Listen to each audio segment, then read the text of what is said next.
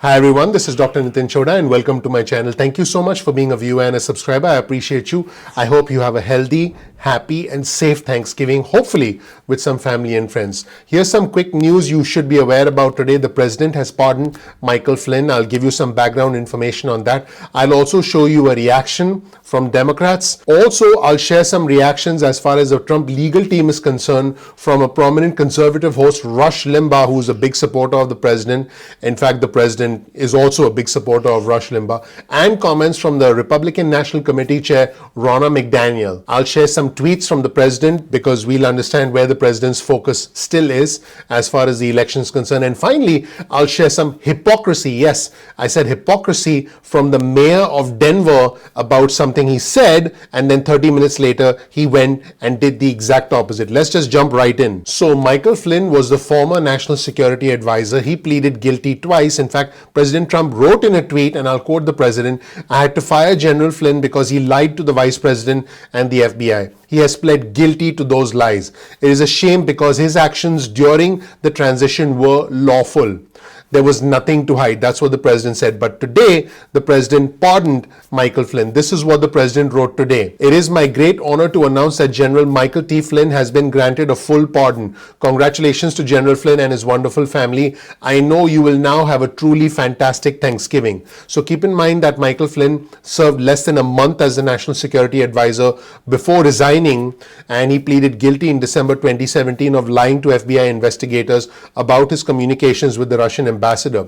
He admitted under oath in a court of law that he lied twice, and he told investigators falsely that he had not communicated with Sergei Kislyak, who's a Russian ambassador to the United States, about possible changes to American foreign policy towards Russia. And all this happened even before the President Trump, took office. Now, Mark Warner, who's a Democrat from Virginia, weighed in. In case you don't know who Mark Warner is the vice chair of the Senate Democratic Caucus and the vice chair of the Senate Intelligence Committee. Here's a tweet on your screen from Porter Anderson, who's the editor-in-chief at Publishing Perspectives. He quoted something that Mark Warner said. This is what Mark Warner said. And when I first heard this, I was like, whoa.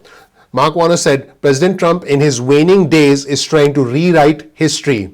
We need to be worried about not only President Trump pardoning his cronies, but the damage he can continue to do to our national security apparatus." Wow. Let me know what you think about these comments in the comment section below. You'll find a link to Porter Anderson's tweet in the description section below. Now, I want our viewers and subscribers to understand that Mark Warner is commenting on what the president did in terms of a pardon for Mike Flynn for the actions that Mike Flynn took before the president took office. Now, as we know, these days, the president's focus is on proving that there was fraud in the election, that there was, I quote, a rigged election. And you'll see some of the tweets on your screen from the president in the past 24 to 48 hours. The president has been emphasizing press conferences, has been emphasizing information that alleges voter fraud.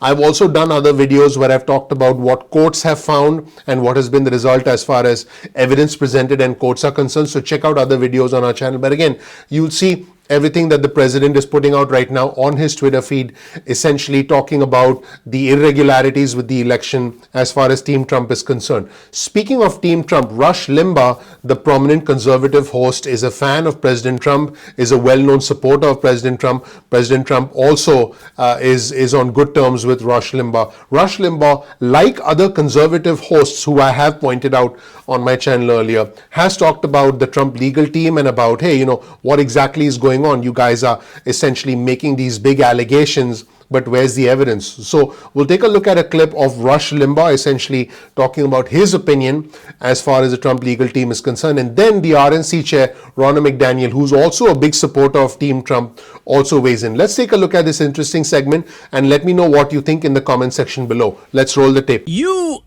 call a gigantic press conference like that, one that lasts an hour, and you announce massive bombshells, then you better have some bombshells. I understand. Look, I'm the one that's been telling everybody this stuff doesn't happen at warp speed, light speed, the way cases are made for presentation in court. But if you're going to do a press conference like that with the promise of blockbusters, then there has to be something more than what that press conference delivered.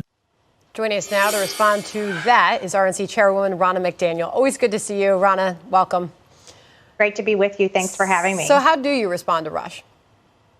I think we've seen a lot of issues, starting with the laws being changed in the name of COVID that allowed a more porous election and stripping away a lot of the safeguards to election integrity, going up to Election Day, where many of our poll watchers and observers in major Democrat counties were unable to observe, to now as we're getting into this recount situation. And you see in Wisconsin, 243,000 voters said they were indefinitely confined, which meant that they didn't have to show voter ID. That's 4 times the amount of voters that did that in 2016. In Georgia, in 2018, 200,000 ballots came in with a 3% rejection rate, absentee. This time, you had 1.2 million with a 0.3 rejection rate. Rush's point, I don't think he was denying any of that there have been discoveries, that there have been things learned through this process.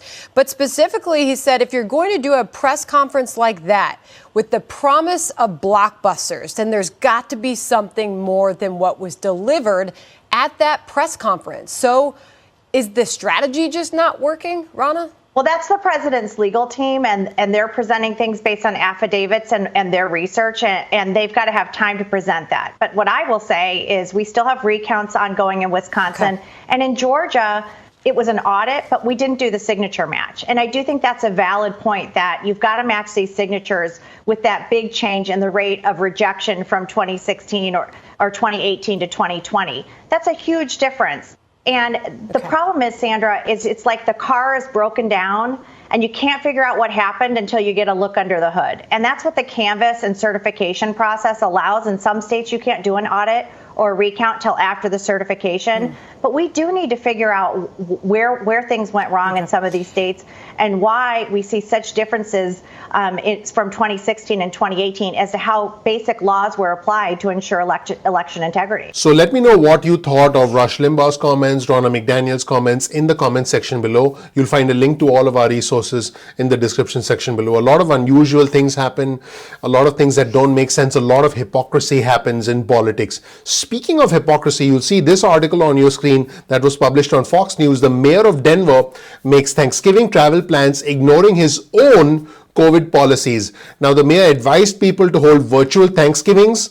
He sent a tweet out, and within an hour, he was boarding a flight. This was reported by Fox News. Despite his own warnings about traveling over the Thanksgiving holiday, Denver Mayor Michael Hancock reportedly boarded a plane to Houston Wednesday in the past 24 hours as the Colorado capital saw a spike in COVID cases. He boarded a flight to Houston before heading to Mississippi to meet his wife and daughter, according to local reporting and NBC 9 News.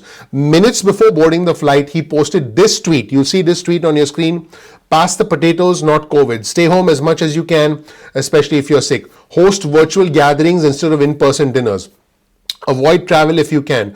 Order your holiday meal from a local eatery. Shop online with a small business for Black Friday. And he did that, and he boarded a plane. So this was the reaction from them. The mayor's office could not be reached for comment, but they did put out a statement, and the statement read as follows. This is a statement from the Denver mayor's office, and the statement reads as follows. As he has shared, the mayor is not hosting his traditional large family dinner this year. Well, neither is President-elect Joe Biden, but instead traveling alone to join his wife and daughter. The question here is, he said don't travel and he's traveling, so you can be the judge. But instead traveling alone to join his wife and daughter, where the three of them will celebrate Thanksgiving at her residence instead of having them travel back to Denver. Upon return, he will follow all necessary health and safety guidance and quarantine. Now, I know my viewers and subscribers will have, differing opinions on this. I get that. But the question is, should our public officials who are advising others be held to a higher standard or the same standard?